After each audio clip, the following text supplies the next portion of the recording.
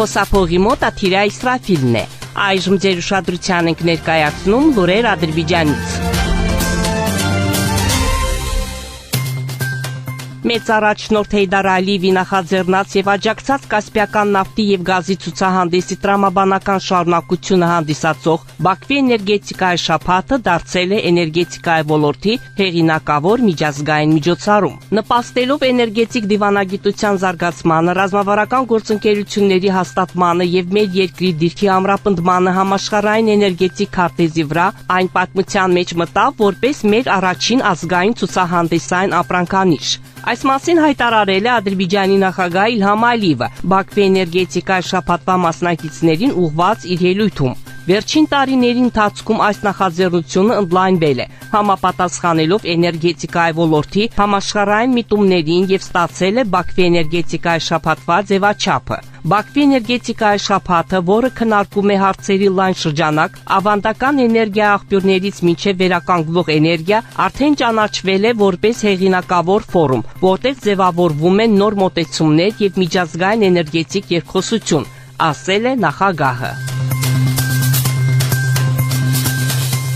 Հունիսի 2-ին Ադրբեջանի նախագահ Իլհամ Ալիևը ընդունել է Բաքվում կայացած ֆուտզալի աշխարհի առաջնությունում հաղթած Ադրբեջանի հավաքականի անդամներին։ Երեկ ավարտվեց Բաքվում կայացած ֆուտզալի աշխարհի առաջնությունը։ Բոլոր խաղերում ցուցադրելով պրոֆեսիոնալիզմ եւ հաղթելու ցանկություն, Ադրբեջանի հավաքականը նվաճեց աշխարհի չեմպիոնի տիտղոսը։ Սրտանց շնորհավորում եմ ձեզ այս կապակցությամբ։ Նախ եւ առաջ շնորհավորում եմ թիմի խաղացողներին, մարզիչներին, մասնագետներին, ֆուտզալի ֆեդերացիային եւ այս հաղթանակին մասնակցած բոլորին։ Դուք Ադրբեջանի ժողովրդին պարգևեցիք հաղթանակի նոր ուրախություն։ Աշխարհի չեմպիոն դառնալը հատկապես թիմային մարզաձևում մեծ պատիվ է։ Դա պահանջում է մեծ հմտություն։ Սա արդեն հրաշալի պատմություն է եւ դուք եք գրել այս պատմությունը։ Ուրախ եմ, որ Ադրբեջանում մենք ունենք այդքան ուժեղ ֆուտբոլի խաղացողներ, ասել է Իլհամ Ալիևը։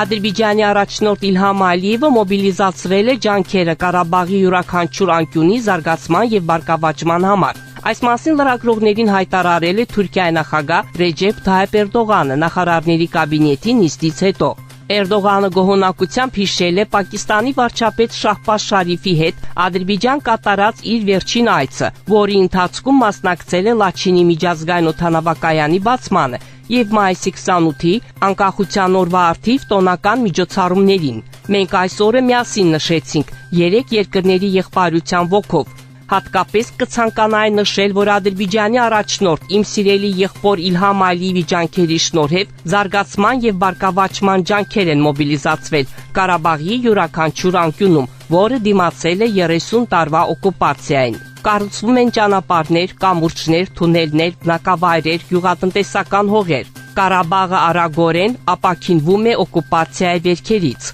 ասել է Էրդողանը։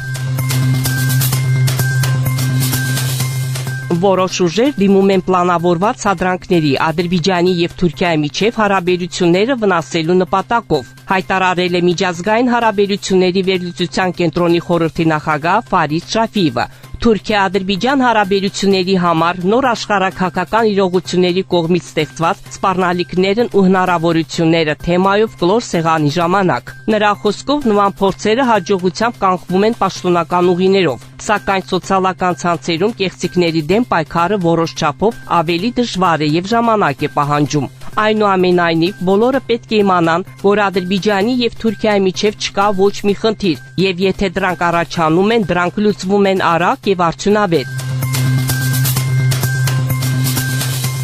Ադրբեջանական ժողովուրդը երկար ժամանակ ապրել է հակամարտության եւ պատերազմի պայմաններում, եւ այսօր քաղաքացիները, այդ թվում երեխաները, բախվում են չպայթած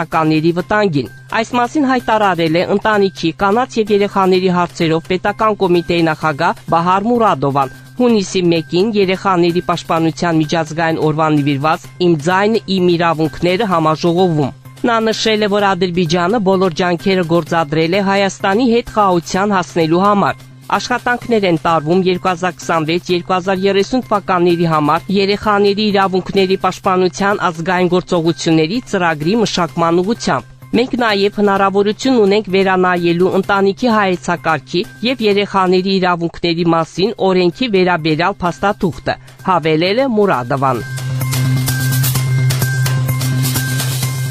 Հայաստանի Հանրապետության վարչապետ Նիկոլ Փաշինյանը հայ առաքելական եկեղեցու հետ հարաբերությունների վատթարացման ֆոնին կրկին հայտարարել է սրբապիղծ հոգևորականների հարցով զբաղվելու իր մտադրության մասին։ Այս մասին Փաշինյանը գրել է իր Facebook-յան էջում։ Իրականում մենք համաձայն ենք, որ սրբապիղծ սրբազանների հարցը պետք է լուծվի։ Այս մասով փաստորեն կոնսենսուս ունենք, որ սրբապիղծ սրբազանների հարցը պետք է լուծել, գրել է նա։